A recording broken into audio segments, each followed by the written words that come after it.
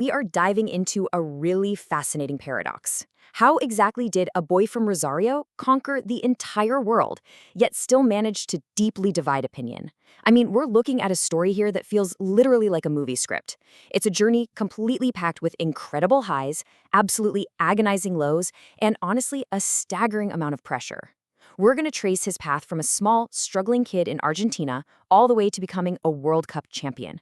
But more importantly, we want to look at the whole picture today. We're pulling straight from our source material to figure out not just how he became this massive global icon, but why his legacy still sparks such intense and sometimes really polarizing debate among football fans all over the world.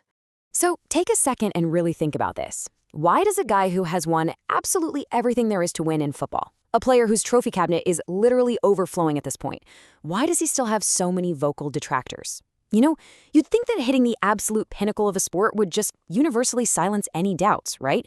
But the landscape of global football is super complex. Success on this kind of monumental scale, it actually brings its own unique shadows. To truly answer this question, we can't just look at the man holding up that gold trophy today. We have to rewind the clock and look at where this whole story actually started. Part 1. A dream almost lost. The struggles in Rosario. Before we can really appreciate the global legend he is today, we have to talk about the immense physical and emotional hurdles he faced as a kid. Because Messi's story definitely doesn't start with glitz and glamour. It starts in Rosario, Argentina. He's in a working-class neighborhood, just a young boy with this undeniable, almost supernatural gift for the game. But he was being held back by this invisible barrier that no amount of pure talent could just dribble past, and that was growth hormone deficiency, or GHD. This wasn't just a minor bump in the road. This literally threatened to end his football dreams before they even got off the ground. The condition causes abnormally short stature, and it requires these really expensive ongoing treatments. We're talking about daily injections that placed a massive financial burden on his family. It cost roughly $900 a month. And during a severe economic crisis in Argentina, local clubs simply couldn't, or maybe just wouldn't, foot the bill for the medical support he so desperately needed just to grow to a competitive height. It was a complete race against time, and his dream was really slipping away. Let's look at how this played out. At age 8, Messi was this local prodigy playing academy football in Rosario, just turning heads everywhere with his incredible dribbling.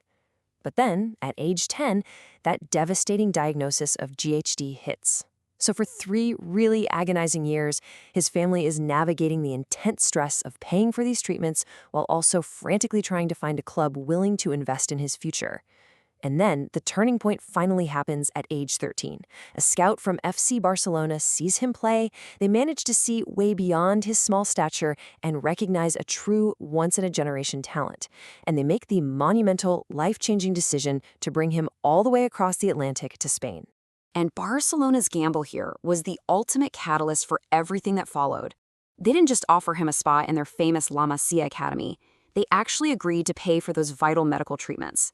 And this deal was so urgent, so fiercely desired by Barcelona sporting director Carlos Rexach, that he actually drafted Messi's very first contract hastily on a paper napkin at a local tennis club. I mean, that is just incredible. It's a profound moment of suspense in football history. A major European club taking a massive financial and professional risk on a 13-year-old kid from a totally different continent. But by providing that essential medical and developmental support, Barcelona gave him the physical foundation he desperately needed. They essentially watered the seed, allowing him to transform from this physically vulnerable academy player into an absolute titan of the sport. Section 2. Conquering the football world, from academy to global legend. So moving past that incredibly challenging childhood, we witness an absolute explosion of talent. Once his physical growth caught up with his technical genius, Messi just began to completely rewrite the history books of the sport. Honestly, the sheer volume of what he accomplished over the next 2 decades is almost difficult to process. These staggering achievements totally cement his transition from an underdog to the absolute pinnacle of international and club football. We're looking at multiple Champions League titles, completely dominating European football. He secured a record-breaking 8 Ballon d'Or awards, 8, acknowledging him repeatedly as the single best player on the entire planet. And to really grasp his prime, just think about the year 2012, where he scored an unbelievable 91 goals in a single calendar year. That is a feat that seems statistically impossible. Yet, for a really long time, critics would always point to his lack of international success with Argentina. But, well, that narrative was completely shattered with a highly coveted Copa America victory, And then, finally, the massive emotional weight of becoming a FIFA World Cup champion in 2022. After years of heartbreak with the national team, he literally completed football, capturing every single major trophy available to him. Section 3. Understanding the criticism, the shadow of greatness. Okay, so despite this undeniable, completely historic success, we have to objectively explore the nuanced reasons why he still faces polarization and criticism today. It's really vital to note here that not everyone hates Messi. That would be a huge overstatement, but he definitely does have passionate detractors, and to understand the full picture of his career, we need to look at exactly where that friction comes from.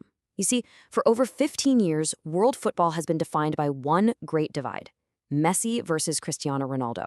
When you have two absolute titans competing at the exact same time, constantly breaking each other's records year after year, it naturally generates a vocal detractors for both of these legends. Fans become fiercely, intensely loyal to their chosen player, and you know how it goes. In elevating one, fans often feel the need to diminish the other. So much of the criticism leveled at Messi is simply a byproduct of this spectacular, era-defining sporting rivalry. But there are a few other profound factors at play here too. First up, intense club rivalries. Look, if you are a die-hard fan of Real Madrid, it is basically in your sporting DNA to root against the star player of your bitter rival Barcelona. And then later in his career at Paris Saint-Germain, he faced totally different club dynamics and some incredibly demanding fan expectations. Second, we have these unprecedented, sky-high expectations.